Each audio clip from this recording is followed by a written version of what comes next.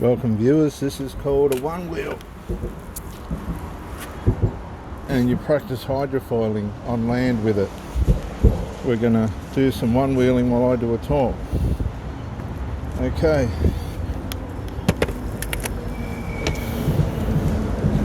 Relationships it's something you want to work, isn't it? Your relationship. It really is something you want to work, and usually for the most part it should work, but silly stupid things get in the way and start to hack at things, and then you're wondering, how did this happen, how did that happen, why did this happen, why did that happen? And what people don't realise is if there's unresolved in a relationship, even if it's family members and their hatred towards you or dislike towards you, that's harmful. It wears away at your mind and it can cause damage to your mind. And you really feel you don't need it. But how do you resolve? How do you bring resolve? Well, the first thing you've got to do is bring the point of issue to the front and discuss it.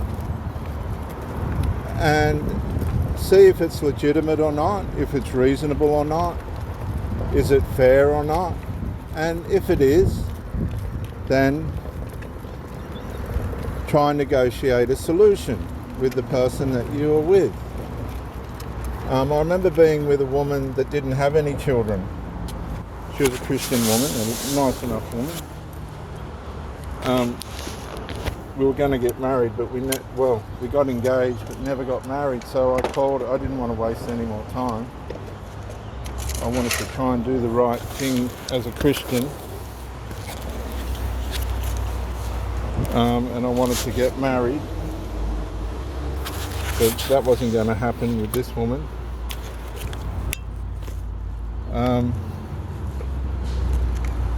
And so I asked her why she wouldn't.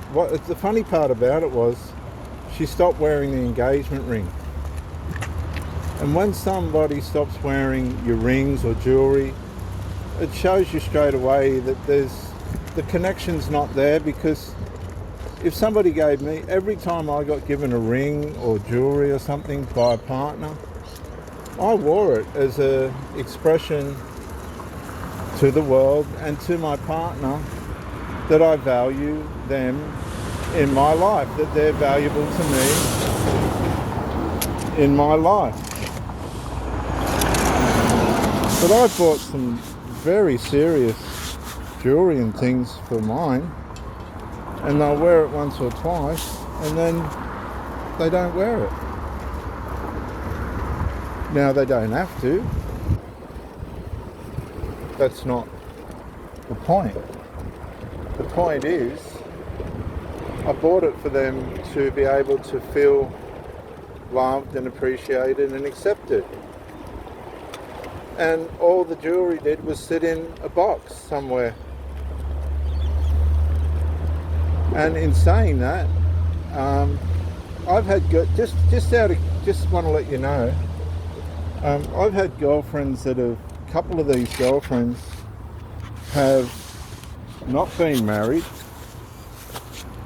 but in the middle of the relationship started wearing rings on their wedding finger.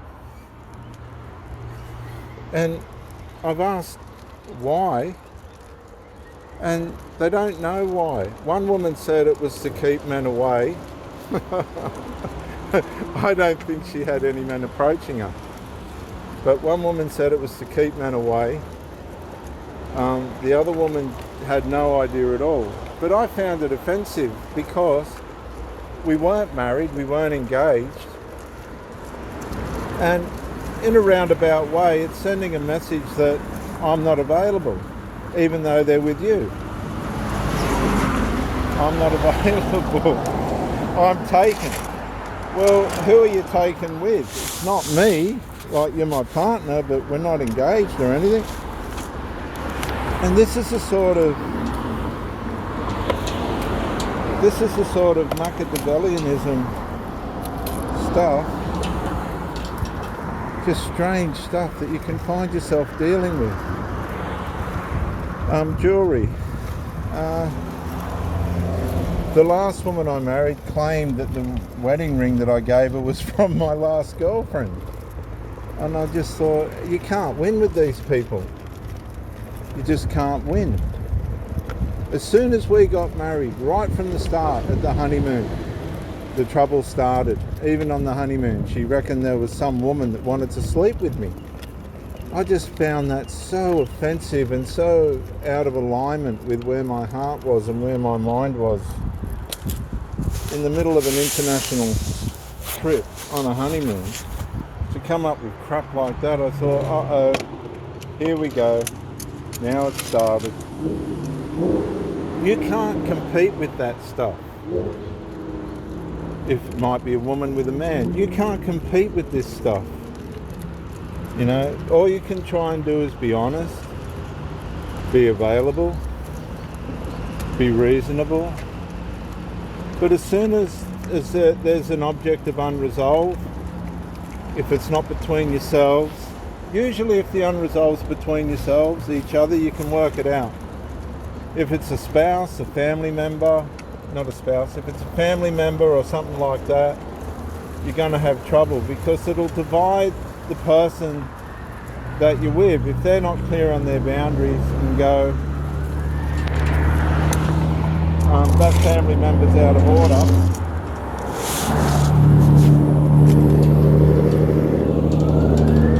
hang on guys.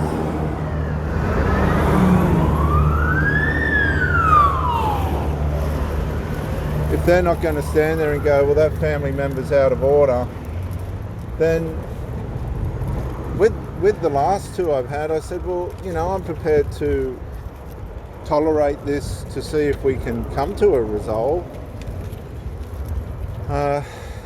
But it just was imminent that there wasn't going to be a resolve. And that's really devastating when you're having a relationship with somebody and the problem's coming from a triangulated situation, from a triangulated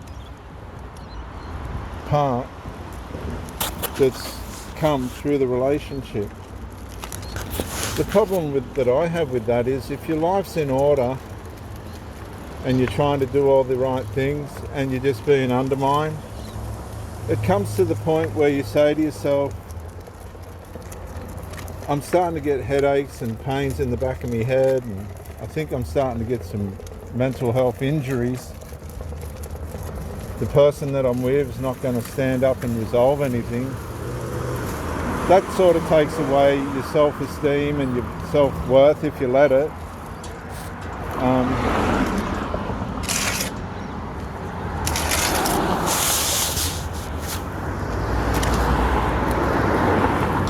Then you say to yourself, I really don't want to lose this person or break up.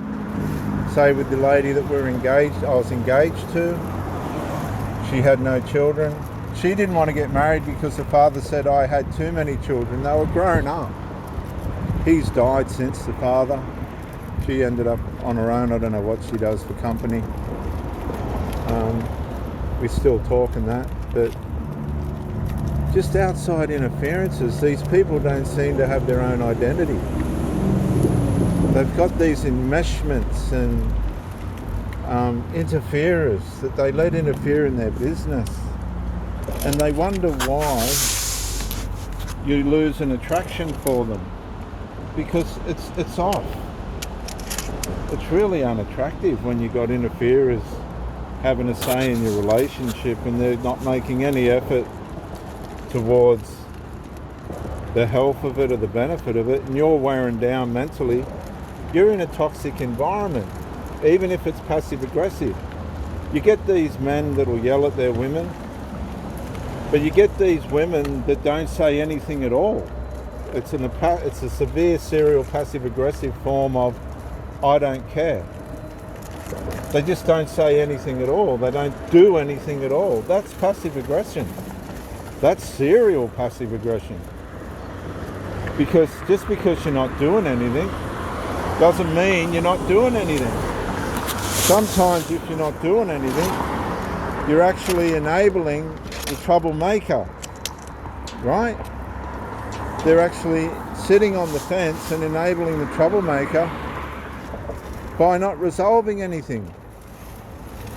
So you might be suffering mentally because of an issue of unresolved, and it's passive-aggressive, serial, dark triad, micro-incremental characteristic behaviour. Because they don't care about your mental health. Your mental health's going down the drain. And they couldn't care less, man. They couldn't care less. And you're saying to them, I want this relationship to work. I want this relationship to work. Can we? And they let this interferer just keep going at it and going at it. I had my last girlfriend, I couldn't even go to her place and stay with her. I don't know what she was thinking, but looking from the outside in, my mates used to say, who wants a girlfriend that you can't even go to a house and stay? What's wrong with her? Well, it was a narcissistic family. It was covert, emotional, incestual, narcissistic family. Hey mate. And that's what the problem was.